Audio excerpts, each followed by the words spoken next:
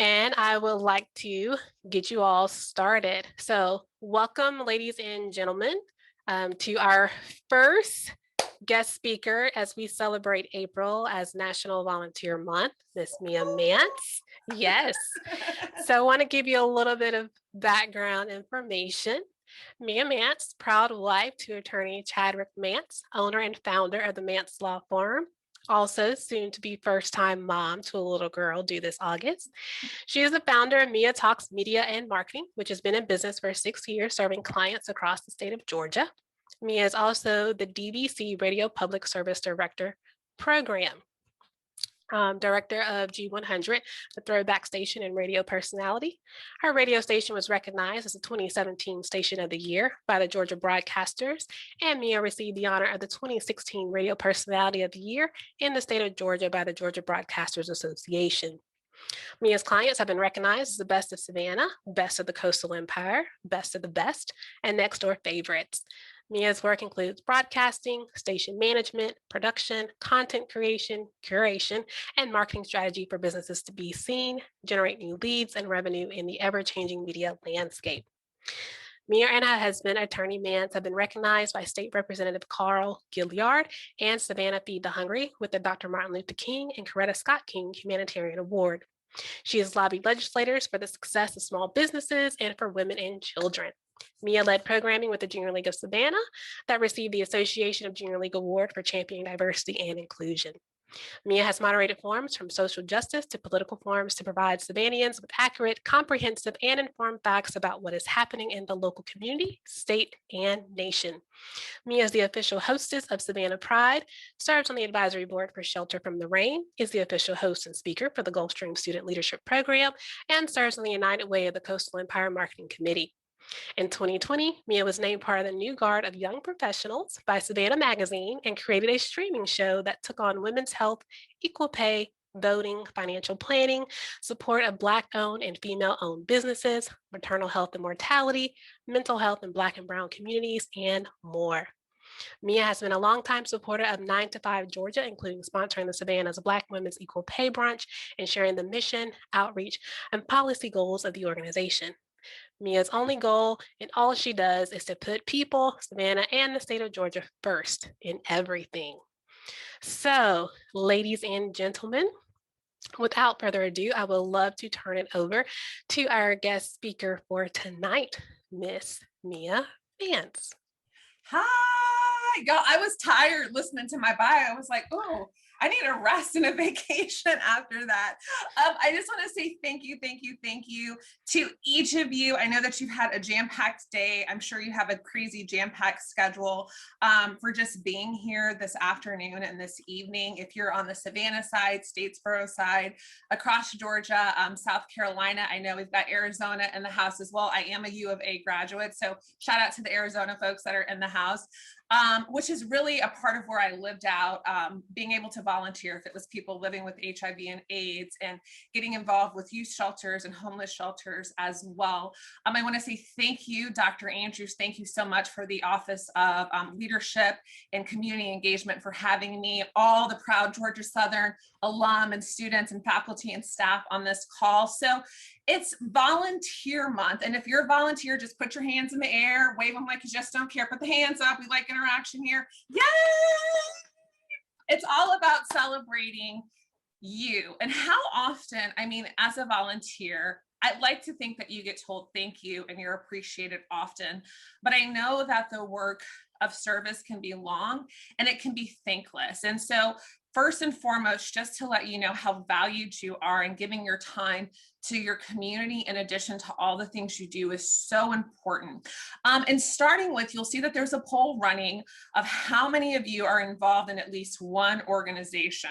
Put your hand in the air if it's at least one. At least one organization, 2 or more organizations. Keep that hand up if it's 2 or more. If it's 5 or more, you might be slightly burnt out, but I'm not judging you. So go ahead and click whichever one you are. So that gives me a really, really good idea of how much you are involved. Because here's the deal, at whatever level that you are involved in, It's critical as you look at the issues of what's going on in the world right now.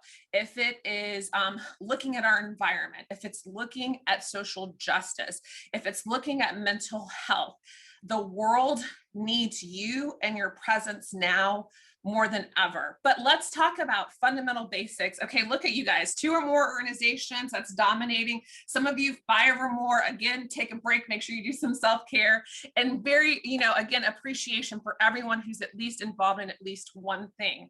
But why do we get involved? So let's talk about that. We all have various whys. And if you're taking notes in this talk this afternoon, I think identifying your why and whatever you're showing up to, if it's at home, if it's in the workplace, if it's in showing up to an organization, is so critical. That why could be like, this is my passion. I'm super passionate about animals. I'm super passionate about the earth. I'm super passionate about justice or equal rights. And so you knowing, hey, this is my why, and staying clear on that can really kind of drive you as you're determining what roles to take on as a volunteer and within an organization. But sometimes that why could be, I'm new to Statesboro and I don't know anybody in town. And so I need to get involved and I need to like connect to people. So I'm going to put myself in this new space or in this new volunteer environment because it could potentially connect me with other like-minded people who have similar interests or similar passions. Another why, and this is totally okay, is to build your network. Maybe you're like, I really do need to get involved and kind of connect myself more with other people within the business environment or maybe STEM.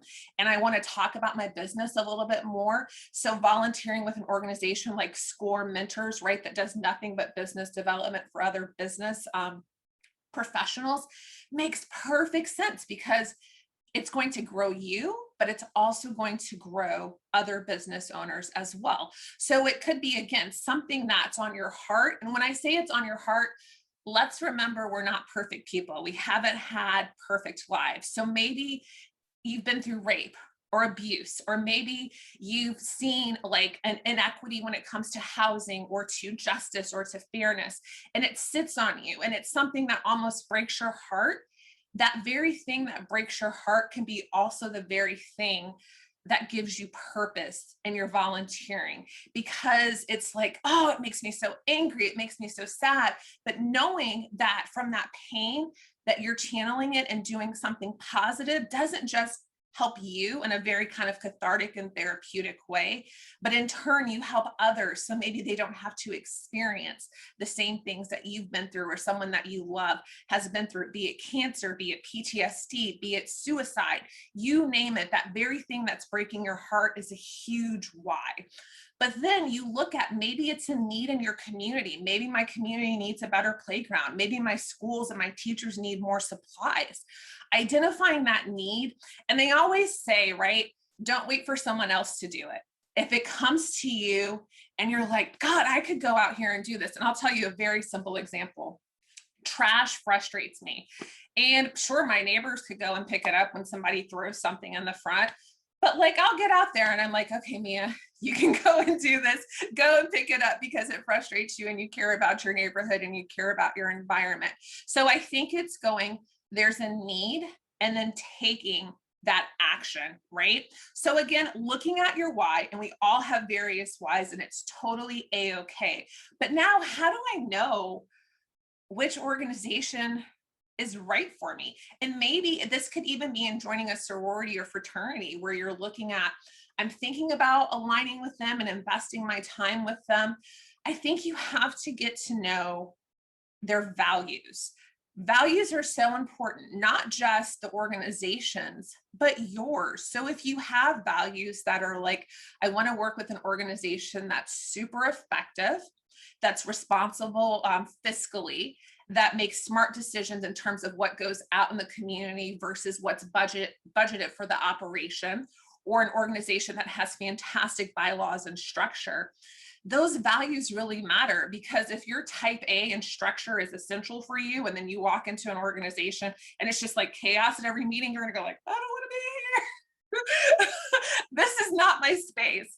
But understanding what you're looking for. I think diversity is something that I look for in rooms. And when I say diversity, that there's a diversity of thoughts, perspectives, background, experiences, a total skill of like, I'm in a room where I'm going to learn and grow, and that our differences are valued. So that's something that I feel is a very important value for me, but also effectiveness.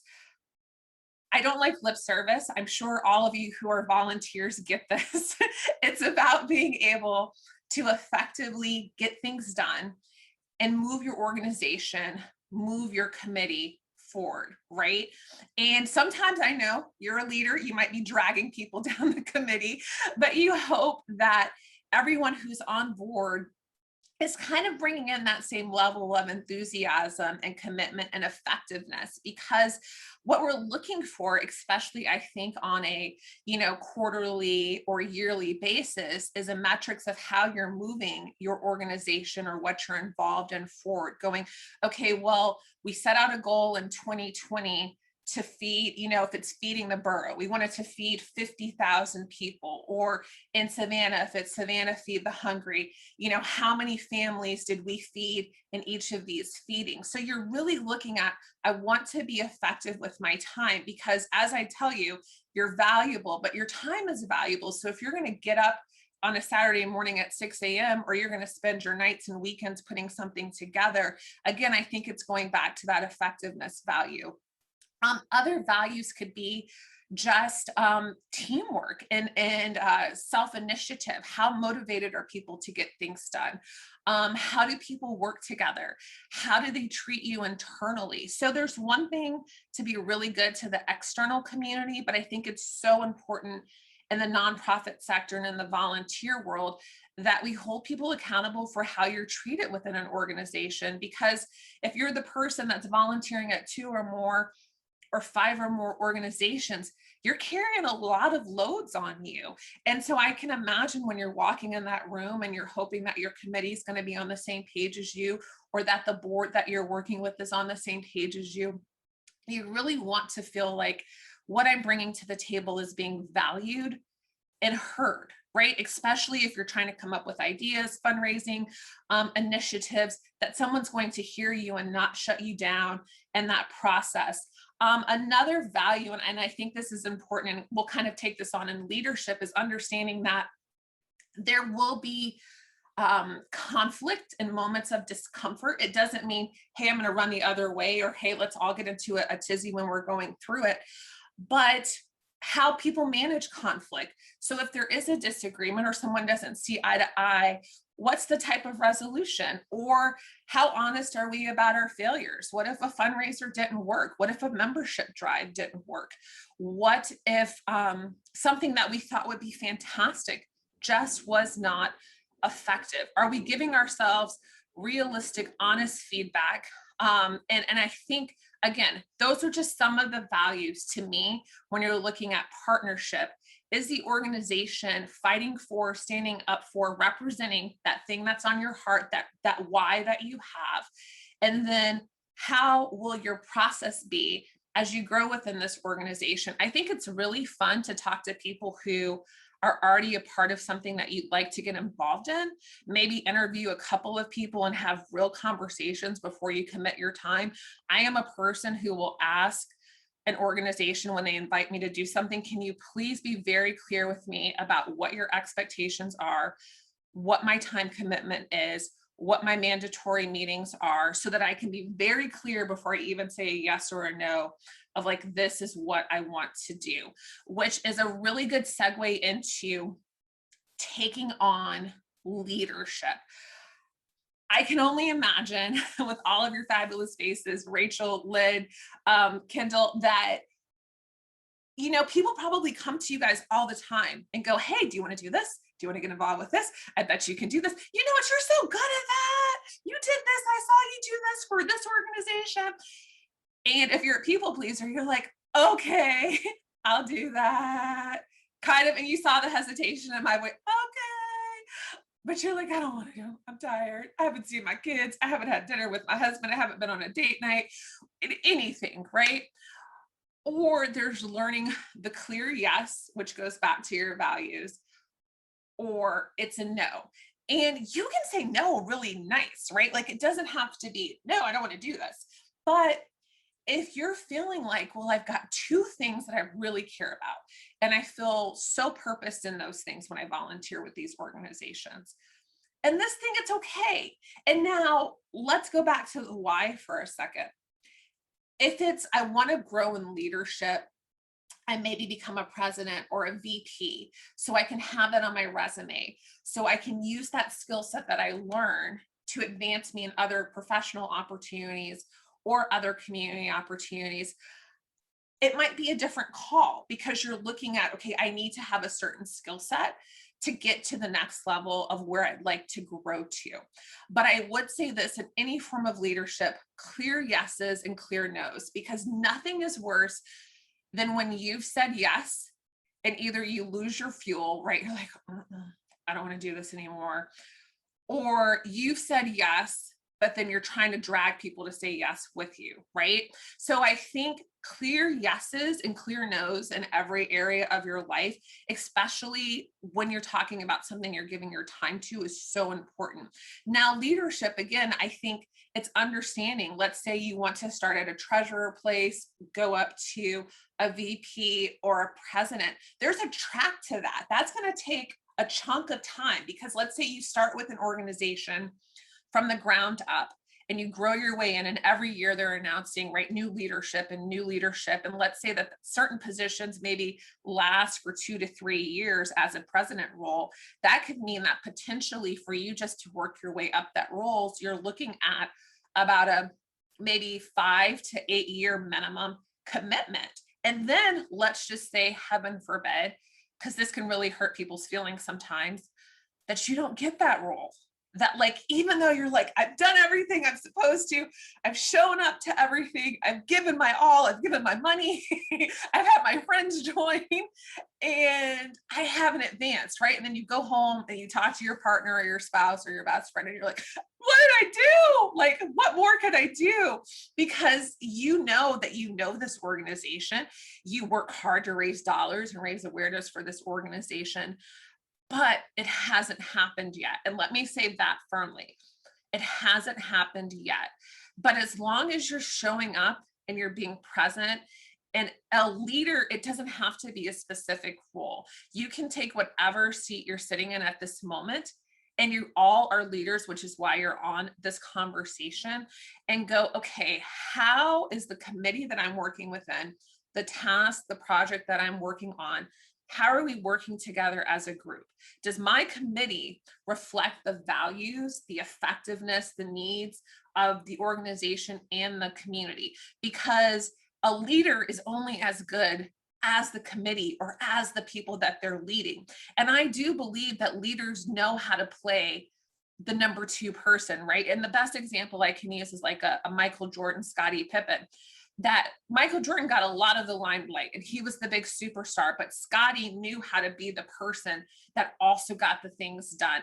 And so sometimes being a great leader means being able to take a step back and not have to be the one quite yet, or be that person that does great assist. And there's nothing less valuable in that. Okay. So, like, it's kind of like taking your ego out of it for a second and taking the emotion out of it, because personally I've seen this happen where people have given everything and they're like, well, why am I not here yet? It doesn't even mean that someone's better than you. It doesn't mean that they're more liked, because I get it, when we're in these social groups and social organizations, maybe some of those feelings can come up, but everything has a time. And I will say this, especially in this time of COVID and all the everything that's going on when it comes to social justice and rights, that this time we're in is requiring more of all of us. Like, we've got to be smarter, more thoughtful, more effective. If it's volunteers in medicine, and you look at the work that they're doing to try to provide healthcare, if it's COVID vaccine awareness, like, it's just looking at every organization has the ability right now to lead in whichever capacity. Maybe it's going, you know what, we have a few extra $1,000 in our budget that we can repurpose to teachers as they get the kids back in the classrooms. So leadership doesn't doesn't have to be one specific role to me, but what you do with the position that you're in. And then again, with your committees, how are your committees showing up? Are they showing up being accountable? Are they excited? Are they contributing ideas? Because if it's just you dragging anyone to get things done, that's not fun. You want your committee to feel empowered. You want them to feel like they have a stake in the organization. And think about this too. We're all brand ambassadors when we get involved with an organization, right? So again, that committee, whatever they're doing and however they're showing up, it does reflect on the bigger organization. And going back to how essential you are, you can't have a volunteer organization without you as the volunteers and as the leaders. So let me kind of take that on to when you've led or you've been so involved and now you're not sure if this is what you want to be doing anymore. I think that it's really important to do self check-ins as you're going through volunteering and serving and giving back, because again, if you're a person that says yes and you want to get involved and you want to see your community be better and see our nation and our world be better, the list will never stop. The demands on you will never stop. But what if things have changed? What if your priorities have changed?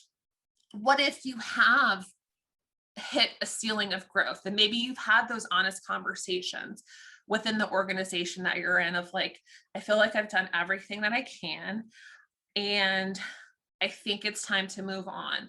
Or what my passion that I used to have, I just don't have it, or I don't have that same energy anymore. So like taking a moment just to acknowledge that and giving yourself space to go, this is what I'm feeling, and to not go like, oh my God, I'm a quitter, or what are people going to think? Because we're human and that's part of who we are, that like, well, people think I'm, disappointing them or letting them down. But what if it is time for you to move on? Then let's go into why do you want to move on? Maybe you have a chance to join another organization that fits your values more at this time. Maybe you do have that chance in another organization to grow in a leadership position. Maybe that new organization or opportunity is going to expand you in different ways, in different settings, to different people, different environments. So looking at the why of maybe it's time to do something else, that's totally okay. Or what if it's just, this doesn't feel like my room anymore? It doesn't feel like I'm growing anymore. And I think you never want to be the smartest person in the room. So when you feel like, okay, I've hit my max on what I can bring to the table or how I can grow, I think that's a perfect time to do another self check-in and go, okay, there might be more for me. There might be other things that I can do that I just have not tapped into yet. And again, it's really getting back to yourself and being very, very honest. But what if you have family demands? I mean, think about it. Like, I'm expecting my first child. So I am looking at everything I do right now totally different than when all I did was say yes, right? And there's no right or wrong answer. It's just really kind of like based on what's right for you. Now, there could be a component of where you're like, I don't like some of the people in this organization. That's going to happen everywhere. Let's be very honest. Or like petty stuff, right? That happens in most organizations. And do not let a discomfort or conflict be a reason that you step away from your passion. Because I do think that if it's something that you feel like this is the thing that brings me joy, this is the thing where I feel like I am able to give back and do amazing work for my community and the people around me, don't let those personality politics make you step away. Kind of look at either having a tough conversation. And I think that those tough conversations, although they're very uncomfortable, you might have a mediator of somebody else who is, maybe within the board or on another committee that you feel like could hear you fairly, so that the organization moves forward. Because remember, Like the mission is why we're there, right? The mission of whatever organization that we're a part of is why we're in the room. And so we can't let the little things keep us away from the big things that we have to get done. But again, that's going back to why should I move on? Or maybe you feel like it is time for me just to go. And it's totally okay to do that. There's nothing wrong for you saying to yourself, if I feel like I need to, you could take a step back, maybe move out of a leadership position, take a smaller role, take an advisory role, take some type of break within your organization if they allow you to do that.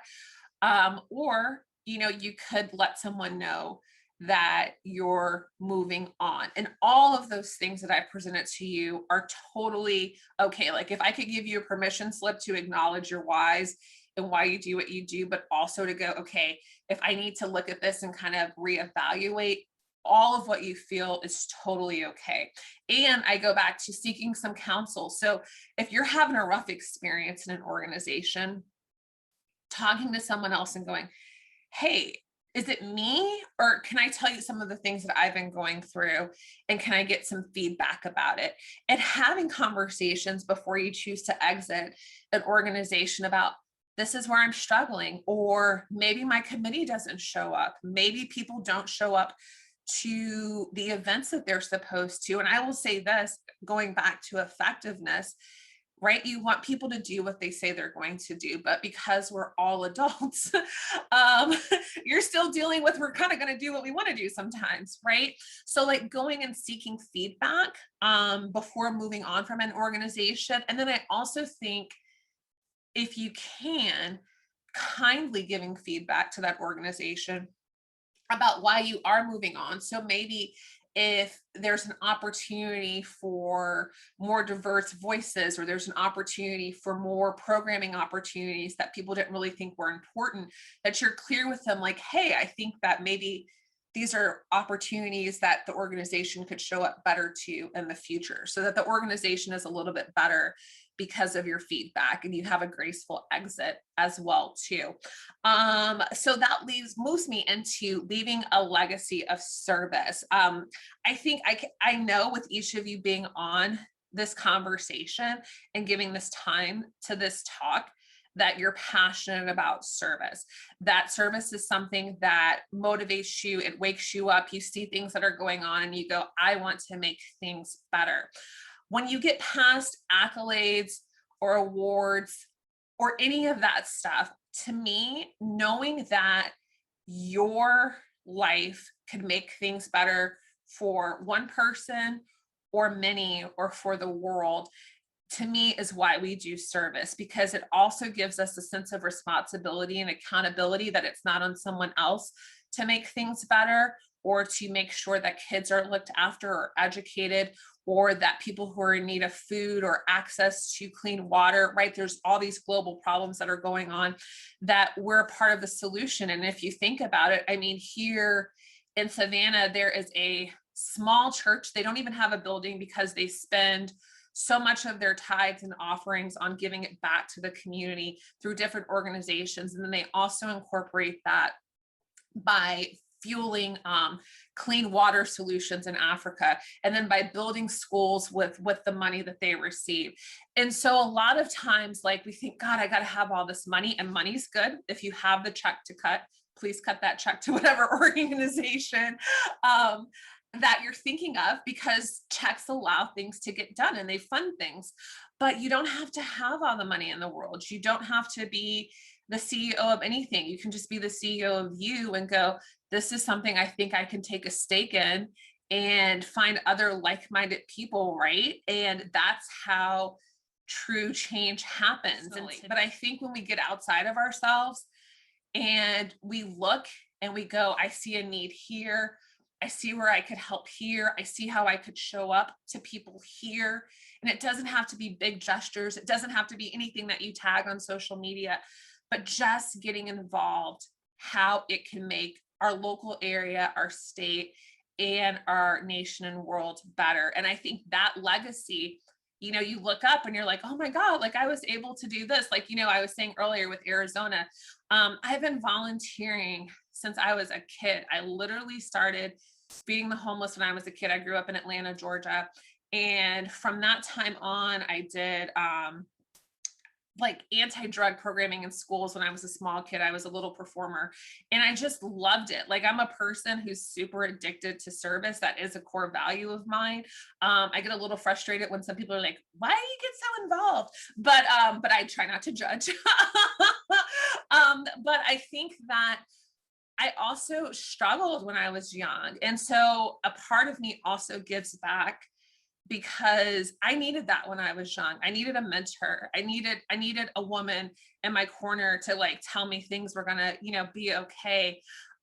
Or safe spaces. I'm very passionate about human rights. And I think, I'm talking to you guys about values, but when we made the decision to partner with Savannah Pride, my entire radio career, I've been an LGBTQI advocate, and I've tried to really create these platforms with these broadcasting tools that more people have voices, right? So like the more people that you can get behind the mic and the more stories that you can tell, that's how change happens. That I can answer some things, anything that you want to get off your chest. If you're going through a little bit of burnout or trying to grow in leadership, let me know what I can answer for you.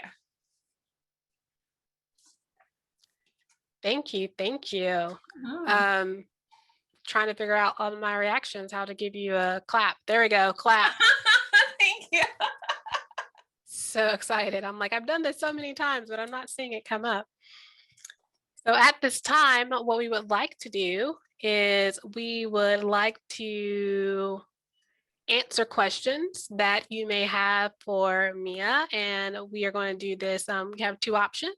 We can utilize the chat feature if you would like to drop your question in the chat, or if you would like to use the reactions feature and raise your hand, you're more than welcome to do that as well. So that is the goal for right now, is to ask a couple of questions. So as we are doing that, I guess, yeah, I will get us started while we're waiting on a few others to ask their questions. So one of the things that you had asked for individuals to do prior to coming on was to change their profile or to wear a picture or a shirt that is something near and dear to their heart. And so I noticed that with regards to your talk, you have Believe on your shirt. So I was hoping that you would at least give us an overview of what is it that is near and dear to your heart, and what does the Believe t-shirt that you're wearing stand for? Yeah, shout out to Jada too, who's got the Humane Society of the United States, which if you're involved in that, Jada, that's super duper awesome. We have a lot of great local Humane Society events and happenings that are happening around Savannah all the time, which I love. So hopefully you've checked out the Savannah Greater Humane Society, and we can get you down here for some of those events. Believe is actually, this is part of a network of making sure that kids who are in foster cares have forever families. There is a radio personality by the name of Willie Moore, who I went to go and see with another great speaker, Eric Thomas, live. And Willie Moore was a foster child.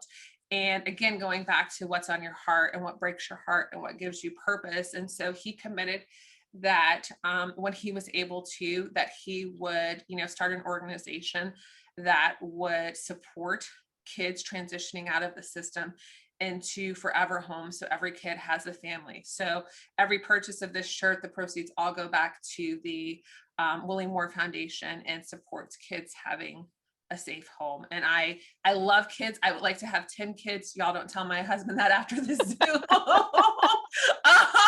Or we'll see in 10 years if we caught up to that. But I'm a firm believer in every kid deserves to have the best life, no matter where they are, what they've gone through. So that's why I wear Believe. And it's also something that in the worst of the worst times, that I still believe that we can still be a part of good and make positive change. Awesome. Jennifer sent you a heart. Thank you.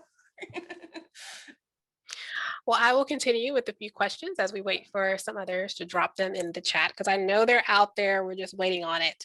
One of the things that you mentioned when you were talking about like the values and things that you're looking for, and you talked about how are you treated as a volunteer. So, with that in mind, what are some ideas that you would give for those folks who have volunteers coming into their organizations? What are some ways, especially with it thinking about National Volunteer Month, that we could say thank you in a very practical manner to some of our volunteers? Well, I think just having some type of appreciation, either event or like a virtual event or anything, if it's an outdoor gathering where you can get your people together, if it's a small group gathering, and just say thank you and do something that is for them, to let them know that all of their time and their hours and their sacrifice are appreciated. It's a very simple way to do it. I think about how we think about the public when we're fundraising and when we're networking and we're connecting with people externally, right? We're always like, hey, we want you to know what we're doing. Hey, we want you to know what we're being a part of. But do we have those conversations, that same enthusiasm with the people who are walking through our doors or who are showing up to a service project? Do we know their names? Do we know their kids' names? Do we know what their passion? Do we even know why they joined? Like, do you know why your members are a part of what you're doing? And it's like, oh, I see you, but if I don't know you, you also have a chance of losing more. I think member retention, a lot of organizations go through the struggle of member retention. And why did you lose members? Well, did you acknowledge them when they showed up to meetings? Did you acknowledge them and say, hey, you guys went above and beyond on that project? Look at the people who are, I like to call them quiet storms, who are just the worker bees, and they don't ever want any recognition, but they are at every single thing. Have you done something to acknowledge them? And they're going to be like shocked, like, what?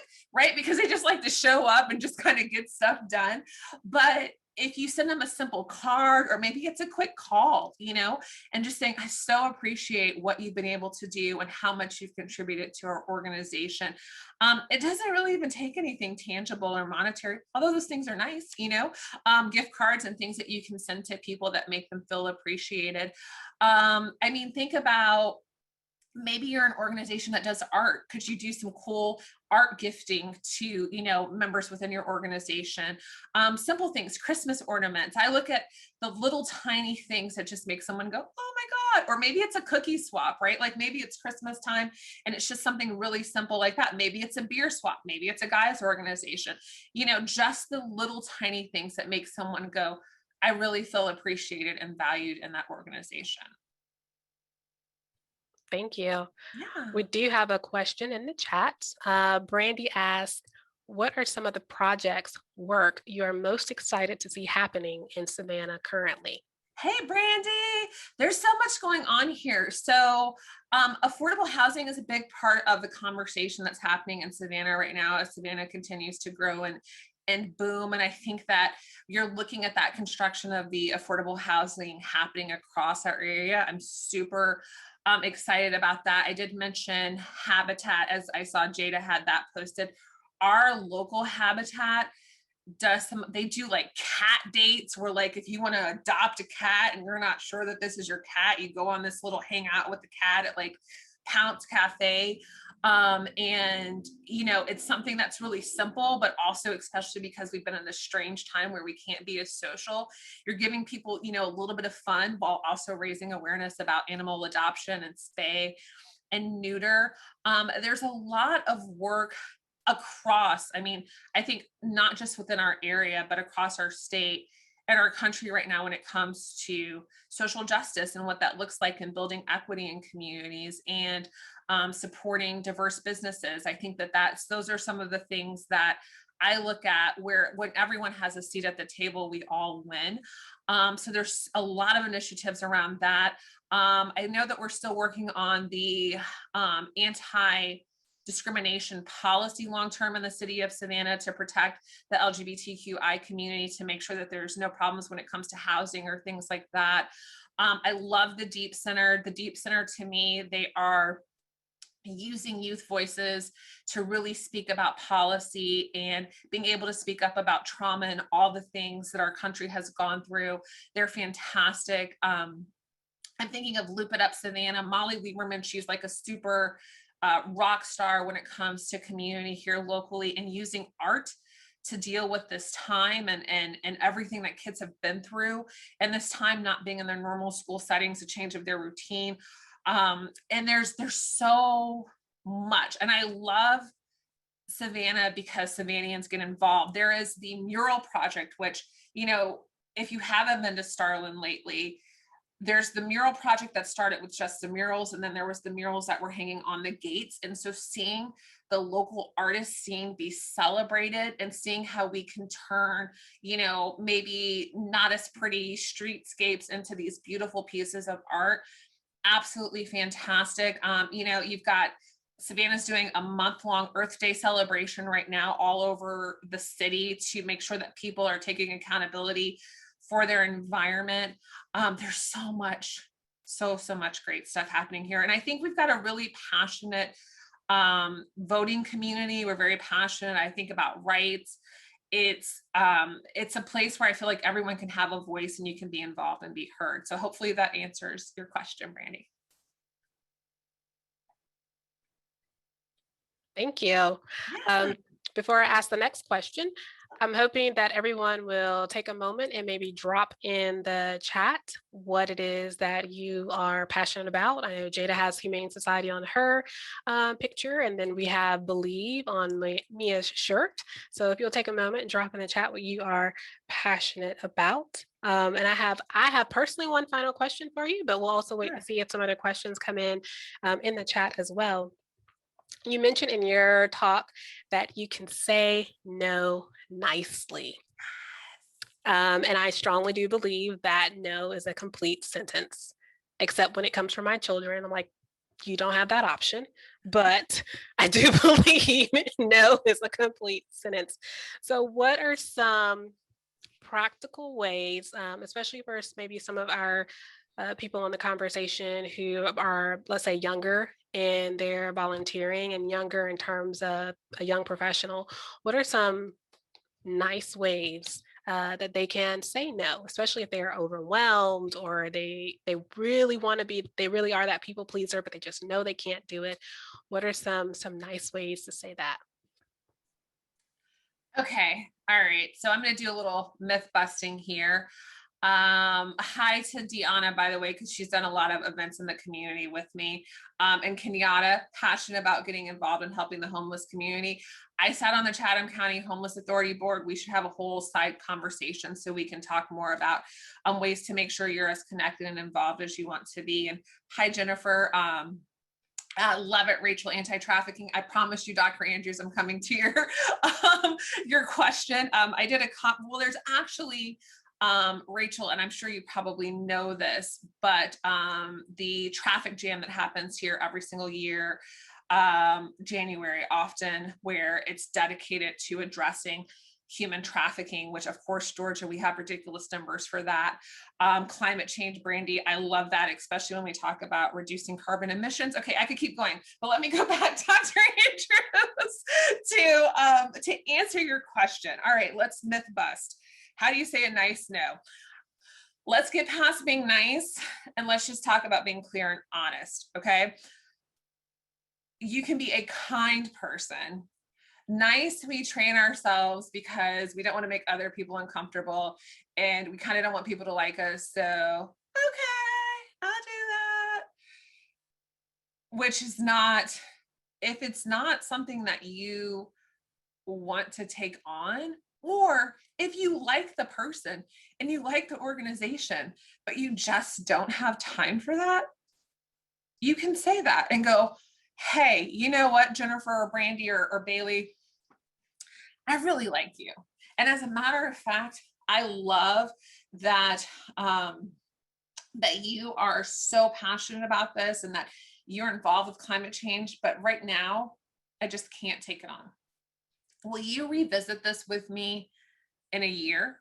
Or can you kind of come back and share some of the things that your organization is doing? And maybe I can do it at a later time. Or sometimes, and I've had to say this, like every nonprofit doesn't have their stuff together. And when I say this, maybe their 501c3s are not completely filed. Maybe their bylaws or their financials are messy. I don't want to really get involved in anything that isn't something that if like Uncle Sam or the IRS calls you and went, hey, what's going on? You're going to be audited. And you also have to say, hey, I'm going to give you some feedback. Like, I feel like things could be slightly better. And if you can take care of these things, maybe there's a potential for us to work together. I also believe in reciprocation. So like if you have to join the organization and there's going to be a lot of weight on you, like how's that going to feel for you? So like, having a conversation of how much do I reasonably have to take on? Like, what's the balance? How much is being delegated? Or is this just going to fall on Rachel's back and she's going to have to carry it for the next 9 months to a year? I think you've just got to be really honest and clear. And you should be that way because that's you thinking about what's good and comfortable for you.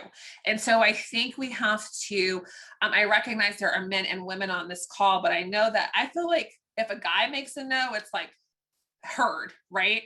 But for a woman, it's like, I said no. No, I need to say no again. I'm glad you're calling me for the fourth time, but no, I'm sorry. Like, I appreciate you being interested in me becoming a part of your group or your organization, but it's just not either something you want to do or you just don't have time for, or just no. As Dr. Andrew said, that's a complete sentence too.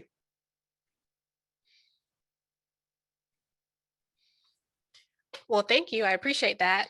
And it looks like Jennifer offered in also recruit someone else or offer a replacement as a That's a possibility good, too. yeah, Jennifer, I was trying to make sure I was reading that correct, but that's true. I actually said no to an organization recently because I have like, I think next week I've got about 4 events in 1 week. And I looked and I was like, if I do this other event, as much as I'm passionate about the cause, I'm gonna be burnt out, So I was like, hey, I can't do it, but let me connect you with someone who can be a great replacement and get her on board. And she was able to do it. So I agree with you, Jennifer. That is an excellent suggestion. Recruit or offer a replacement. Well, we are 6 minutes from our ending time. And if you've ever been in a meeting with me, I'm kind of like, we told you try and keep it to an hour, so we're going to try and keep it to an hour. We definitely want to thank you, Mia, for your insight and for having the conversation with us today. Before we do log off, I just want to make sure that no one else has another question. Oh, we had one more come through. So Kenyatta asked, how did you begin to be proactive but avoiding burnout? Because I got burnt. So I know we're about to wrap up, y'all. So you can easily follow me. Please stay in touch. It's at Mia on the radio on Instagram, and then at Mia Mance on Facebook. And then my company is miatalks.com. You can also just drop me an email there, and that will come right to me. So at Mia on the radio, at Mia Mance, or just www.miatalks.com. So I got burnt, and here's the deal. As you can see, everyone's list, I'm like equally passionate about what you're passionate about. And again, I believe in service, but I think that I was spinning so fast that it wasn't the clear, focused intention and energy that I wanted to have. And as you all know, the demands will never stop. The ask will never stop. And that's because you're an amazing person and an amazing volunteer and an amazing leader. I just wanted to really focus on kids right now with the work that I do with the student leadership program. I can hang my hat on that every day and know when I leave those kids, it's not even, there's nothing to do with me. It's just making their lives better and making sure that they get to graduation and into the career force or into college. I wanted to become a little bit clearer, a lot more intentional with my work. And I have had to learn how to not be a people pleaser.